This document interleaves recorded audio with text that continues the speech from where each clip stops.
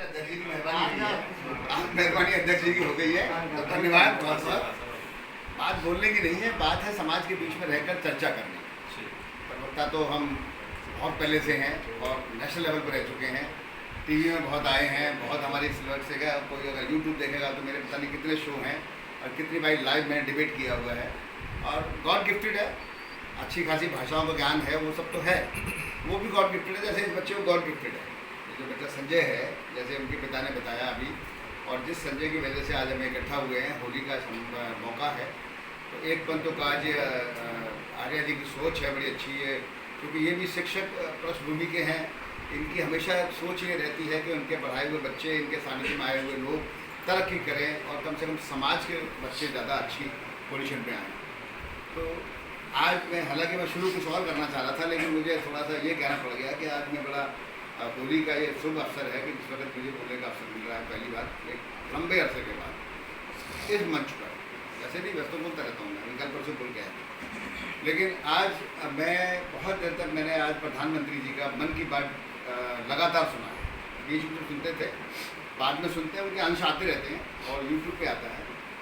तो आज एक बात जो हुई, बहुत बड़ी बात हुई। मैं प्रधानमंत्री जी का इस बात के लिए बहुत ज़्यादा आभार करता हूँ और बहुत उनकी कदर करता हूँ कि पहले वो ऐसे प्रधानमंत्री हैं, पार्टी को छोड़ दीजिए, देश के प्रधानमंत्री पहले हैं जिन्होंने बाबा साहब को पूरी तरह पहचाना और जिन्होंने बाबा साहब की बहुत कदर की।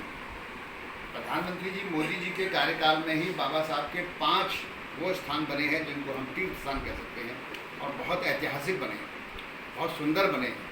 बहुत गवर्नमेंट ने जो पेड़ लिया है, तो हम ये मान सकते हैं कि मोदी जी हमारे समाज के प्रति, हमारे बाबा साहब के प्रति उनका जो आदर सत्कार है वो दिखाता है कि ये हमारे लिए एक आगे अच्छे संकेत है। और जिन बाबा साहब की वजह से आज संजय हो या हम हो या प्रिंसिपल साहब भी उसी पृष्ठभूमि से आए हैं, या ये SC मोर्चा बनाई उन्हीं की वजह से है, इसको तवज्जो भी तभी मिल रही है। अगर संविधान में हमारा कोई जिक्र नहीं होता, हमारी कोई बकत नहीं होती, तो कौन तवज्जो दे रहा था? तो ये सारी चीज़ें कहीं ना कहीं उन बाबा साहब की वजह से है जो हमारे आदरणीय हैं, जो हमारे हम उन्हें मसीहा कहते हैं अपना, बिल्कुल हैं। प्रैक्टिकली हम व्यवहारिकता में हम धर्म के नाम पर, कहीं अंधविश्वास के नाम पर, कभी किसी बाबा फकीर के नाम पर कुछ भी करें, तो हमारी एक कुछ रूढ़िवादी उसमें फंस गए हैं, कहीं अंधविश्वास में चले गए हैं, कहीं हम किसी ना किसी सिस्टम में आ गए हैं। वो एक अलग चीज़ है, समाज का हिस्सा है वो भी, हम उससे भी दूर नहीं रह सकते, बचे नहीं हो सकते। बल्कि मैं कल ही थोड़ा सा अपनापन में दुर्गेश को कह रहा था, मैं क्या जवान छोरा है, क्या पटा पर कमा दे रहा हो, खामा खाम दे रहा हो, गुनाह थोड़ा कर रखा है, लेकिन है।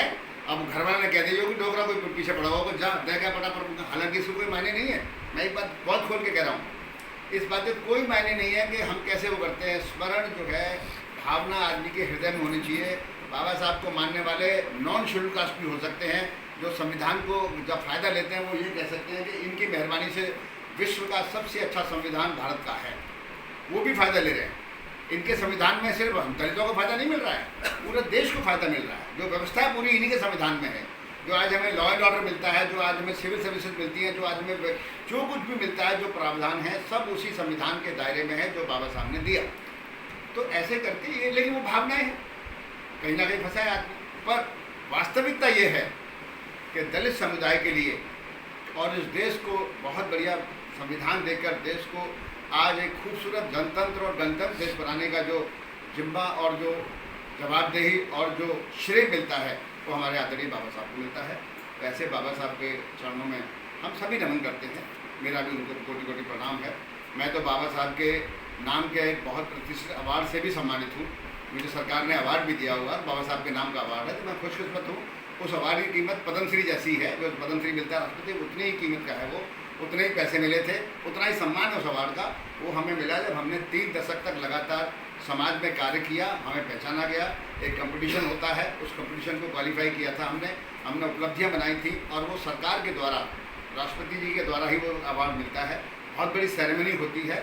तो मैं सौभाग्यशाली हूँ कि मुझे उन व्यक्तित्व का, उस नाम का अवार्ड मिला जिस नाम की गरिमा, जिस नाम का गुणगान पूरा विश्व करता है, जिन्हें सिंबल ऑफ नॉलेज कहा जाता है। तो आज उसी संदर्भ में हम यहाँ SC मोर्चा के आधार पर बैठे हैं। तो बच्चे ने बहुत बड़ी उपलब्धि हासिल की है, 4 में से अपने आप को डेवलप किया है। आप सब बच्चों को, बात डायलॉग की नहीं है, बात कहनी भर की नहीं है, इसका अनुसरण ईमानदारी से करना चाहिए। एक लक्ष्य बना के चलो कि हमें कहाँ तक पहुँचना है। जो बाबा साहब ने 3 मूल मंत्र दिए थे उसमें शिक्षित बनना और गोल पर पहुँचना वो तभी होगा जब हम एक टारगेट लेके चलेंगे। हम लोग तो अब प्रिंसिपल साहब तो अपना कार्ड कोड के समाज सेवा में आ गए। मैं काट सकता था, मैं टॉपर हूँ बैच का, मैं बहुत बढ़िया पोजीशन में हो सकता था, मैं तो आईए से बड़ी पोजीशन का आदमी था, लेकिन मैंने वो नहीं किया। मैंने समाज सेवा ही चुन ली। उसका मुझे फ़ायदा ये मिला कि मुझे अवार्ड मिला, बाबा साहब की पहचान मिली और मैं समाज में एक अच्छी मुकाम पर पहुँचा हूँ। लेकिन आज ज़रूरत ज़्यादा इस बात की है, बहुत ज़्यादा ज़रूरत है कि हम शिक्षा में जाएँ और सरकार के अंदर और समाज के अंदर अपनी जगह बनाएं। तो वो आज एक मैसेज आपको लेना है। वास्तविकता और व्यवहारिकता दोनों को लेकर चलना है। हम समाज में रहते हैं, हम समाज में सिर्फ दलित ही नहीं है, हमारे बीच में जाट गुर्जर बामन बनिए सब हैं। हमें उनके साथ भी समन्वय बना के रखना है और हमारी उपजातियों के साथ में भी हमें भेदभाव नहीं करना है। यहाँ कभी कभी बीएसपी अपने आप को सिर्फ वो दिखाई देगा, नहीं वो तो साहब बीएसपी तो जाटो पार्टी है, हालांकि वो गलती है उनकी। तो मैंने भी कहा था पीछे, ये बीएसपी के लोग बहुत आए थे मेरे पास, मेरे को टिकट वगैरह चक्कर कर रहे थे। मैंने कहा था कि यार तुमने तो अपनी इस पार्टी को जाति का पार्टी बना दिया, दूसरा आदमी घुस ही नहीं सकता और घुसने की कोशिश करे तो मुझे घुसने नहीं दो। इनको तो झेल लेते हैं क्योंकि उसी समाज के, मुझे नहीं झेल सकते, वो बावड़े हो गए सारे। मैंने कहा बहन जी से मुलाकात कराओ। अब बहन जी से मुलाकात के लिए पैसे मांगते हैं। उन्होंने कहा सर बहन जी मुलाकात करने की पर्ची कटानी पड़ती है 1.5 लाख की 2 लाख की। क्या कर रहे हो यार, बहन जी पैसों का है जो पर्ची कटाते हो, तो तुम तो दूर करो लोगों को। बहन जी के उस बीएसपी के अंदर आप मुझे बता दीजिए, कोई भी एक आदमी सिवाय जाटव के किसी पद पे है तो कुछ 2-4 मुसलमान जरूर पकड़ लिए उन्होंने, कोई नहीं है। तुमने पार्टी को खुद ही खराब कर दिया, तुम समाज को खुद ही तोड़ रहे हो। अरे गुलदस्तों को बना के रखो ना, सबको लेकर रखो। इसमें ठीक है, इसमें खटीक भी है, इसमें धोबी भी है, कोली भी है। तो ये मोर्चा है, मोर्चे में सारे होने चाहिए। बाबा साहब ने तो सबके लिए कहा था। बाबा साहब तो जाटव जाति के है भी नहीं, वो तो मार जाति के। पता नहीं ये जाटवों ने क्या कर लिया, मायावती ने क्या कर लिया, काशीराम ने क्या कर लिया, पेटेंट कर दिया उसको। और उसका नुकसान ये हुआ है कि जो एक पार्टी, जो एक समुदाय बहुत अच्छे लेवल पहुँच सकता था, वो आज मोहताज होकर रह गया। आज आपको जरूरत पड़ती है मिश्रा की, सतीश मिश्रा की पार्टी को चलाने के लिए, आज जरूरत पड़ती है मुसलमानों की, तो आपका वजूद कहाँ गया फिर? खैर ये राजनीतिक बात है, मैं उस पर ज़्यादा नहीं जाऊँगा। आप समझदार लोग हैं और यंग बच्चे बहुत बढ़िया बात समझते हैं। इस बच्चे ने जो बात करने की कोशिश करी, वो हमारे दोनों नौजवान जो बच्चे बात करने की कोशिश करे, अच्छी बात करने की कोशिश कर रहे हैं। उनको समझ है कि बाबा साहब क्या है हमारे लिए, हमारा समुदाय क्या है। लेकिन बेटा आप लोगों को गोल अपना निश्चित करना पड़ेगा। हमारी तो कट गई है, हम तो बात ही कर सकते हैं, लेकिन हम अपने बच्चों से भी यही उम्मीद करते हैं। हमारे बच्चे भी अच्छी उस पोजीशन में हैं। इनका बच्चा दिल्ली में एक नौकरी कर रहा है और मेरा बच्चा विदेश तक पहुँच गया है। तो यही कहीं ना कहीं पहुँच के अगले 50 साल में जाके कहीं हम समरसता पे आएंगे। अभी तो हम समानता की बात कर, समरसता तो हो ही नहीं सकता। अभी समानता और समरसता में बड़ा बुनियादी फ़र्क है, ये समझने वाली बात है। समरसता तो बहुत देर में आएगा। तो पहले अपने आप को डेवलप करके समानता के उस लेवल पर लाना है, फिर समरसता की बात हो जाएगी और वो होगी। बाबा साहब का सपना था, बाबा साहब ने यही सोचकर आरक्षण दिया था कि जो सदियों जिसका शोषण हुआ है मेरे समाज का, वो तो कभी कंपटीशन में आ ही नहीं पाएगा अगर उनको रिजर्वेशन नहीं हुआ, अगर उनको हम प्रावधान नहीं करेंगे। तो ये बहुत ज़रूरी है। तो ये आज की ज़रूरत इस बात की है कि हमें आगे बढ़ना है इन सबको लेकर। राजनीतिक बातें बहुत नहीं करेंगे, होली का मौका है, समाज की बात है। और राजनीति में भी मैंने जिक्र किया प्रधानमंत्री का। प्रधानमंत्री एक सोच है इस वक्त नरेंद्र मोदी जी समुदाय के लिए, बाबा साहब के प्रति जो उनका आदर है, हमें उनका आदर करना चाहिए। और देश में आज जो ज़रूरत है उसमें अकेला वाहिद एक आदमी है जो इस बात का खुलेआम जिक्र करता है। बहुत बढ़िया जिक्र उन्होंने आज किया मन की बात के अंदर। मैं इस बात के लिए बड़ा प्रभावित हुआ हूँ। आज मुझे मौका मिल गया तो मैं आपको डिस्क्राइब भी करूँगा। एक नई बात एक हमने और शुरू की है, मैं आपको थोड़ा कहना चाहता हूँ, थोड़ा चर्चा करना इस बात की, सोचना इस बात की। ये जनसंख्या जो इस कदर बढ़ रही है और जो हालात हो रहे हैं, आज क्यों परेशानी आ रही है? आज चार जगह होती है और 400 आदमी आता है, बहुत बढ़ रही है और लाइबिलिटी ज़्यादा बढ़ रही है इसमें और मुश्किल आ रही है। इस पर भी प्रधानमंत्री से एक जनसंख्या समाधान फाउंडेशन एक पिछले 7-8 साल से वर्क कर रही है, जन जागरण कर रही है। उसमें अभी ताज़ा मैं भी जुड़ा हूँ। और अभी हमने परसों आपकी तबीयत ठीक थी, मैंने आपको फ़ोन इसलिए किया था, दुर्गेश आए थे, उसमें हमने ज्ञापन भी दिया है प्रधानमंत्री जी को कलेक्टर के माध्यम से। ये एक अवेयरनेस का है, जन जागरण का है कि जनसंख्या, बढ़ती जनसंख्या देश की चिंता का विषय है। हमारी देखो धरती नहीं बढ़ेगी, हमारे समुद्र भी नहीं बढ़ेंगे, हमारी नदियाँ भी नहीं बढ़ सकती। गंगा जमुना 2 ही रहने वाली हैं, तीसरी कोई नदी हम पैदा नहीं कर सकते। ये प्रकृति का प्रावधान है, ये बढ़ेंगी नहीं। लेकिन लोग हम बढ़ाए जा रहे हैं, और एक ये चिंता का विषय हो जाता है कि जब लोगों के पास खाने को नहीं होगा तो गृह युद्ध हो सकता है। कोई पैसे वाला आदमी होंगे, 2-4 आदमी ढंग के होंगे, आर्यानी जैसे लोग होंगे, मान लीजिए थोड़े बहुत ठीक ठाक लोग होंगे, जो बिल्कुल भूखा नंगा परेशान आदमी होगा, वो कुछ भी करने को तैयार होगा। तो ये एक स्थिति हो सकती है अगले आने वाले 20-30 सालों में। देश में अराजकता का माहौल हो सकता है। इसको रोकने के लिए लोग स्वेच्छा से नहीं मानते, लोगों में मानसिकता दूसरी है। आज दकियानुशी लोग बहुत हैं, लगातार 3 बच्चे हो गई, लड़के के चक्कर में लड़कियाँ 4 हो गई, फिर लड़का जैसे तैसे हो गया तो 5 हो गए। अब दिक्कत क्या आती है, उसके रिसोर्सेज वही हैं, ज़मीन वाला है तो उसके वही है सारे, नौकरी की तनख्वाह नहीं बढ़ने वाली है, बच्चों के सामने तनख्वाह नहीं बढ़ती है, कोई प्रोविडेंट फंड एक्स्ट्रा नहीं मिलता है, तो कुल मिलाकर तकलीफ़ें आएंगी और देश में प्रॉब्लम आएंगी। तो उसके लिए भी थोड़ा सा ये जो समाधान का जो फाउंडेशन बनी है, एक जनजागरण कर रखी है, इस बात पे भी हमें सोचना है और सरकार से मांग करनी है। और चर्चा हो तो आप बिल्कुल करो इस बात के लिए कि बच्चे जो है 2 सबसे बढ़िया होते हैं, हम उनका लालन पालन अच्छे से करें, उनको अच्छे संस्कार दें। मुझे नहीं पता माथुर जी कितने बच्चे हैं इनके, कितने बच्चे सर? 2 ही है ना, 2 है तो देखो एक बच्चा इन्होंने अच्छा वो कर दिया, इन्होंने कहा कि उन्होंने जो मांगा मैंने सुविधा दी उसको, ये दे सके क्योंकि 2 ही थे। यहीं पे एक बात आ गई है, आज एक कॉन्ट्रडिक्शन नहीं हो रही है इस बात पे, ये 2 थे तो उन्होंने एक बच्चे की पूरी, अगर ये 5-7 होते तो वे कहते भैया अगर तेरी सब कच्ची कर दूंगा तो इन्हें खवाऊंगा। लिमिटेड है इनके, जो भी रिसोर्सेज हैं, अगर ये सरकारी हैं तो भी लिमिटेड है, अगर खेती बाड़ी तो भी लिमिटेड है, और वो डिवीजन और हो जाएगी।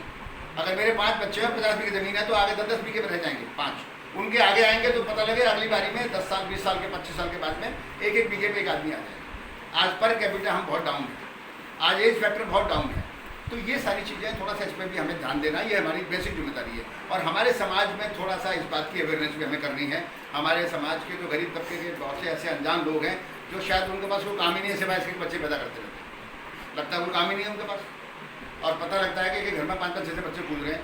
मेरे यहाँ मैंने किसी को रख दिया था, 6 बच्चे थे उसके, एक मिस्त्री था, 6 बच्चे थे, 6 बच्चे लेके मेरे घर में रहा बहुत दिन तक यार, और पता लगा जब तक वो मैं दोबारा आया घर देखने के लिए, मेरा घर तो खराब कर ही दिया, 7वां एक और पैदा कर दिया, भैया तू जा या प्रोडक्शन बंद कर, मुझे घर छोड़ दे। तो अनजान है वो लोग, उन्हें डर ही नहीं है किसी बात का, और उनको लगता है भगवान ही कृपा है, ऊपर वाला दे रहा हो। तो ये ऊपर वाले का जो हमारे मन की जो स्थिति है ना, इसको हम थोड़ा कम करना चाहते हैं। समझाया कोई आसानी से नहीं, हमारे देश की विडंबना एक और है, ये जो है ना, ये इस पे क्या है, जुर्माना है तो इसे पहन रहे हैं। आप जुर्माना खत्म कर दो, प्रचार मेरा बंद करो, उस पर एक ही नहीं पहना हुआ है, जब मर जाएंगे नहीं पहनेंगे नहीं। हेलमेट है ना, जहाँ मैंडेटरी है, अगर फाइन है तो पहन रहे हैं। गडकरी ने जब से फाइन ज़्यादा कर दिया ना, तब से आप समझ लीजिए ट्रैफिक के क्राइम रेट कम हो गए हैं, क्योंकि 100 रुपये तो कोई भी दे दे, लेकिन जब 1000 आ गई है तो फिर कर रहा होगा। तो मैं भी ईमानदारी की बात, जिंदगी में बेल्ट नहीं लगाई मैंने, लेकिन मैं भी लगाता हूँ, क्योंकि चालान सीधा 2000 का आता है, अब 2000 सब करने पड़े। तो ये हमारी मानसिकताएं हम सभी की है, हम सभी उसी में इन्वॉल्व हैं कि जब हमारे को अंकुश होता है, कोई शक्ति होती है तो हम डिसिप्लिन में होते हैं, वरना हम ढीले पड़ जाते हैं। थोड़ा सा हल्ला कम हो तो देख लो फिर कोरोना की दूसरी किस्त आ रही है, अब यह किस्त में फिर लॉकडाउन आ रहा हो। और लॉकडाउन क्यों आ रहा हो, क्योंकि लोग निकल पड़े, खूब अर्रा के निकल पड़े, कोई देख के राजी ना है, कोई मास्क ला के राजी ना है, कोई डिस्टेंस में राजी है, फिर दिक्कत आएगी, फिर प्रॉब्लम है। मैं सिर्फ ये कहना चाहता हूँ कि इस बात पे भी थोड़ा सा ध्यान करें, और ये कानून की मांग कर रहे हैं और ये कानून बनना चाहिए। और मैं भी, ये भी एक बात क्लियर है कि मोदी है तो मुमकिन है, वरना ये कानून कोई लाएगा नहीं, क्योंकि कुछ सरकारें ऐसी हैं जिन्होंने सिर्फ कुर्सी को करना है और अपना एंजॉय करना है।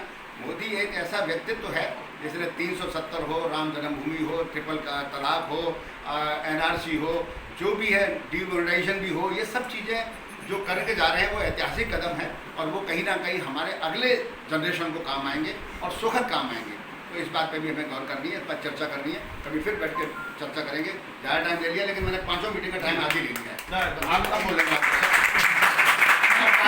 इनसे मैं कह सकता हूँ कि आप आज कम बोले ना, अध्यक्ष आप तो बोलते रहते हो, मैं आपको सुनता रहता हूँ, देखता रहता हूँ, उनके सब देखता रहता हूँ, बढ़िया बोलते हैं, अच्छा बोलते हैं, टीचर शिक्षक है ना। लेकिन मैं भी एक शिक्षक ही हूँ, मैं भी अकेडमी को यूनिवर्सिटी में 6 साल गवर्नर रहा हूँ, मैं भी शिक्षक ही हूँ, मैंने पढ़ाए हैं लोग, मैंने भी लेक्चर दिए हैं, मेरे लेक्चर ज़रा इंटरनेशनल पढ़ते होते हैं। इन्होंने बच्चे बना बना के अफसर बना दिए, मेरा पढ़ा हुआ कोई अफसर बना नहीं, मैंने मुझे नहीं पता, लेकिन मैं ज्ञान देता रहता हूँ। मेरे ज्ञान को कौन लेता है मुझे नहीं पता, किसी की घुसती है नहीं घुसती, लेकिन मेरा एक तरफा जरूर ये है कि जो मैं समझता हूँ, जो वास्तविकता और व्यवहारिकता है, मैं उसे चर्चा में रख देता हूँ। फर्क पड़ता है नहीं पड़ता ये मुझे नहीं पता। अभी हम 50 आदमी के बचे हैं, हो सकता है तो सबको फर्क पड़ जाए, हो सकता है कोई बालक जो नया नया शादी कर रहा है वो सोच बैठे। मैंने आज भी एक लड़के को कहा, किसी को कहा शादी तो कर लिया, मैं 5 साल से पहले बच्चा पैदा मत करियो, एंजॉय करो 5 साल तक। यहाँ पता लगता है कि शादी करते हैं 1 साल में बच्चा पैदा कर देते हैं। कहा है अरे डोकरी कह रही है, अम्मा कह रही है दादी बना दे। अरे यार अम्मा के चक्कर में तुम तो बर्बाद है। एक और बात मैं कहना चाहता हूँ, नाबालिग की शादी आज भी कई जगह होती है। एक गुर्जर समुदाय का मुल्ला का में मेरा चेला है, बहुत उन्होंने अपनी लड़की की 12 साल में शादी कर दी, और मैं मना करता रह गया गुर्जर समुदाय का, और वो डिस्टर्बेंस में आ गया। मुझे बुला भी लिया, फिटनेस बना दिया। मैं कहा गधे मैं तो आ भी नहीं सकता। मैंने कहा उसको, मैंने कहा ये कानूनी प्रॉब्लम है, कोई कर देगा तो बोलेंगे नेताओं के प्रेजेंस में जो है ना गलत काम हो रहा है, तो मेरे पाँव पकड़े बैठ गए, हुक्म कोई नहीं आएगा, रात में शादी करी मैंने। और दिक्कत ये आई कि 1.5 साल बाद, 12 साल की बच्ची कैसे बहू बन सकती है किसी की? 12 साल की बच्ची को अपना नहीं पता बेचारी को, वो माँ बाप के आनंद में खेलने वाली पढ़ने वाली बच्ची को आप कहीं भेज दो, फॉर्मेलिटी के लिए जाएगी ना ससुराल। वो 5 साल में तो डोगरी होगी, सास के रूप में डोगरी होती है ना हमारी अम्मा, वो सास के रूप में बड़ी खतरनाक होती है, माँ के रूप में बहुत बढ़िया है, लेकिन सास बनते ही खतरनाक हो जाती है। हर एक घर में, हर घर में है, इनकी पत्नी में मेरी पत्नी में सब ऐसी है, जैसी है, क्योंकि बेटी और बहू और सास और माँ इनका डिफरेंस सदियों से है, और वो थोड़े थोड़े चीज़ रह गए अभी, मॉडिफाई हो गए लेकिन फिर भी रह गए, इरिटेशन हो जाती है। तो ये सारी बातें भी बहुत जरूरी हैं कि बेरोजगार की शादी और डिपेंडेंट की, मैं बेरोजगार के साथ डिपेंडेंट कह रहा हूँ। अब पता लगे छोरा मेरे पे डिपेंड कर रहा हो, बाप के सहारे चल रहा हो, नौकरी है ना, कुछ काम है ना, पढ़ गो ठीक है, और फिर ब्याह कर दो, पैसा लगो बाप को, और फिर बच्चा और पैदा कर दो, तो छोरा डिपेंड कर रहा है, बाकी बहू डिपेंड करेगी, बाकी बच्चा डिपेंड करेगा, तो बाप मर गो।